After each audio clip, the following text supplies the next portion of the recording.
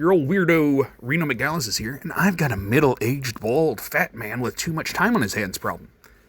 See, I wanted to talk about the Supergirl movie, right? But it's been like a month, and but I'm still going to give you an honest yet short review, but the culture war has always got to lurk right around every corner of the internet, and well, I want to complain about some of the stuff that they're incorrectly blaming for the abysmal, and don't get me wrong, horrific box office of Supergirl. Anyhow, spoilers, not spoilers. Spoilers will be here, but odds are you already have seen the film or have zero plans to. So let's go. So the movie starts off with Supergirl drinking to cope with the survivor's guilt she has on her 23rd birthday. It really is just like Blink-182 said, nobody likes you when you're 23. Eh? Eh? You're probably too young. Anyway, so you'll witness the slow death of Argo City, the last city of Krypton, through her flashbacks. You'll learn she watched her family and whole world die, so she drinks so she doesn't have to feel bad. Lord knows we've all been there, right? Anyway, so during her drunken spree, she runs into a girl with a sword. Girl with a sword gets into trouble, she saves girl, as should a Supergirl do. Anyway, the sword girl decides she's going to follow her home, but doing so brings the attention of the villain of the film, and it gets Krypto shot with a space poison. And the space poison, the pincushion man that shot up the poor dog with it, ran off with Supergirl's space RV. So Krypto's too weak to be moved to a yellow sun planet, and so he magically has 3 days to live. I guess everything happens in threes, including space poisons. So there you go. Anyway, so Supergirl decides she's going to have to take a space bus, and the Sword Girl follows her without asking permission. I tell you what, these space orphans are absolutely horrible in these parts. Ugh, disgusting. But anyway, her story. So she's here because she has the cookie cutter, I am looking for the space pincushion who brutally murdered my space blacksmith family, ultimately because my brother's headphones went dead and he spazzed out because he couldn't listen to the sweet tunes of Electric Six 24/7 as our space god intended. The journey makes her more ruthless as she gets closer to her revenge, which is kind of funny because I think her name's Ruthie or some shit. I saved Ruthie from dying once. I probably shouldn't. Everyone was mad at me. She was a mean boss. Anyway, yeah. So let's talk about the Dollar Tree Pinhead.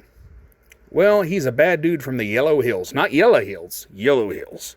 And he looks like he's a recycled Mad Max villain because he's so edgy. Just look at the space cushion, man. So many piercings.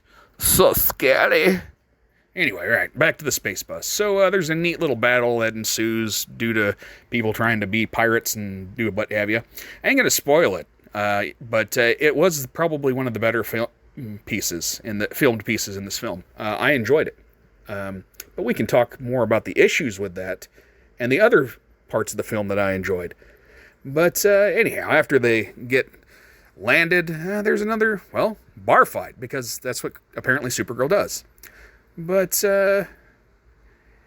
anyway, I know what you really want to hear about, though. You want to hear about Lobo, don't you? Well, he shows up about halfway through. He's fun, his eyes look really groovy, and he murders. He smokes, he throws grenades, he fights, he says Bastich, which I hope I said correctly. I think I did. Anyway. But, yeah.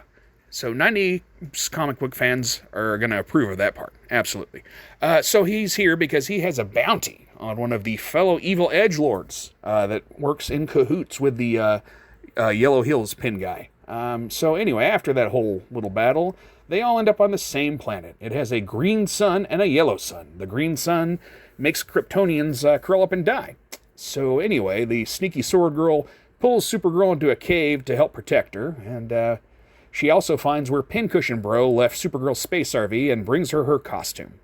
Sword Girl then gets caught sneaking around and ends up in a space dungeon in the spaceship of the Pincushion Man and his homies. Lobo is also there, because of course he is. Anyway, after nearly dying and having all kinds of deep flashbacks about her parents and Superman, Supergirl realizes that she can be her own superhero. She finally puts the costume on, and it's supposed to make you go, whoa, buddy, she's ready to wear the S. Oh, man. Anyway, so, the Sword Girl, while that's all going on, it tricks a guard into coming into her cell. She beats the guard. She frees Lobo. They head to the upper deck. Supergirl catches up, big fight, pretty decent. Great choice for a song, though. I actually kind of thought that was a neat scene. But again, we'll get to my issues with all of the scenes in the movie just in a minute. Anyway, Supergirl talks the Sword Girl into sparing Mr. Paincushion after Lobo pretty much helps wreck everything and then takes off. So anyway, Supergirl, talks her into walking away, doing the right thing. Murder doesn't get anyone anywhere. Revenge isn't the best thing, But anyway, as the Sword Girl walks away, Supergirl knows this dude is bad news. He traffics women, and, and he messed with crypto. So obviously, she just stabs him and kills him with that fancy sword, which, hey, I ain't gonna blame her there. I would have stabbed the dude too. But, yes, anyway, that sword's groovy. I want one. I should put it up there next to Mustang. Anyway, sorry. Yes, the movie feels like you would have watched it in like the early 00s, like something like Elektra, but better. But anyway, my real issues with this film is that lighting, though. Holy crap. Did they only have the lighting budget for like an 89-cent gas station lighter? Maybe they could have splurged and gotten a nightlight from the Dollar Tree or some shit. Hell, I don't know, but it was rough. But anyway, yeah, that's my main complaint with the movie, is the lighting. Holy crap. Seriously, it's awful. But the movie itself's pretty okay. Nothing groundbreaking. And it's always nice to see the new Superman. I really enjoy that portrayal. A lot of people don't, but hey, I do.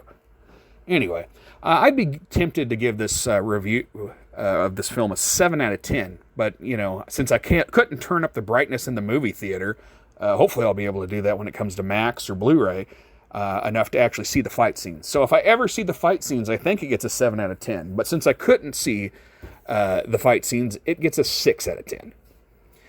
So here's some information for parents that may be looking at, obviously you're probably not looking at a theater run right now, but if you're looking to pick it up on Blu-ray or watch it on HBO Max, only let the tweens and older do it.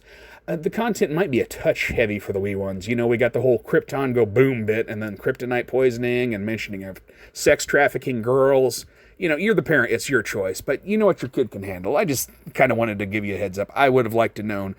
I wouldn't have taken my youngest. So anyway, but let's move on to the fun part. So I saw several posts blaming men for the movie doing about as well as the Titanic. Not the Titanic movie, the Titanic ship. So yeah, blaming men for it. Okay, yeah, fair enough. We are the biggest consumer of comic books and related merch. Most of us, including me, are fat, bald, and from the 80s. We just didn't show up for Supergirl. However, in the showing I went to on opening day, the other two people that were actually in there were fat, bald guys just like me. No women. Where's that support, ladies? Is this all on me? Do I have to spend $1 million? It wasn't that good.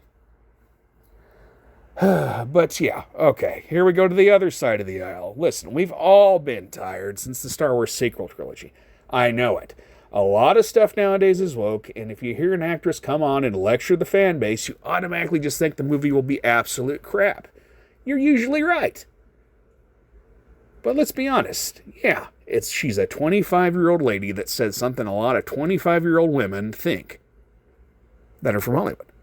It's just annoying, but at some point, they'll stop doing it, or we'll just never be able to enjoy any sort of media again unless you learn to ignore it, right? So the other side thinks it's because go woke, go broke. Okay, but you can say that, sure. Hey, I got a quick question for you. Do you think most non-comic book fans can name a supervillain? I can't, and I'm a comic book nerd. But here's what a good portion of the people from, my generation and most generations after do know. A lot of us are from that weird era of 90s stuff, right? What was it? It was an alternate universe shapeshifter that dated a redheaded Lex Luthor, and then later on Peter David made her into an angel. I don't know, some crap. I was more of a Superboy, Impulse, and Robin kid back then. I only had enough allowance for 3 subscriptions for a year, and, yeah, I ordered them direct from DC. That does make me old. Thank you for noticing. But yeah, those were my 3 subscriptions. I didn't bother with Supergirl. The only thing I really did bother with Supergirl was the Superman and Justice League cartoon experiences. Well, it was an experience, especially that one with the Power Girl. Good Lord, that was weird. Anyway, yes. Those appearances there, that's pretty much all I had to do with Supergirl during the 90s and early 2000s. But, to be honest, I kind of just checked out on her until the Batman Superman comics brought her back as a normal Super Kryptonian. Anyhow, that being said, she just doesn't have a real deep, dedicated fan base. But you may say, neither did Captain Marvel, and that movie did 1.3 billion, Reno. Well, yeah, but if you want to... Okay, before we even start, let's just ignore the whole weird Disney bought out the seats to boost the numbers to save face for shareholders conspiracy theory that some of the grifters came up with, right? All right, if I had to guess, if there'd been no box office hype right before Avengers Endgame, Captain Marvel would not have done nearly as well in the box office. Everyone thought you had to go see it to understand the Avengers movie. And that's part of the reason the sequel didn't do any well. You didn't really need to see it to know what was going on, so people skipped it because they didn't care. So anyway, back to my point. No fan base, no box office. This movie was always doomed to fail. Supergirl just doesn't have the fan base for big box office. There's several comic book characters that could get a film and not make much money. Problem is, they probably wouldn't get this big of a budget. Holy crap. I mean, had Supergirl not upset some people, maybe just a few more of us fat old guys would have came out with our kids to see it, right?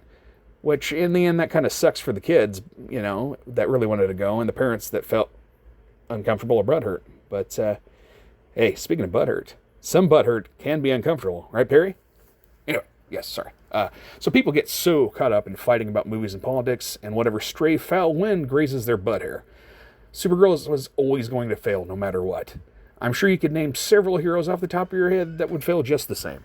Just to be honest, you know why it failed. I know why it failed. Anyway, if you get bored and catch it on HBO Max down the line, let me know how high you had to turn your brightness up on the TV. Just remember, at least this isn't the worst Superman movie ever made. Until next time, and when I get a bit of sand in the old back door, be good to yourselves.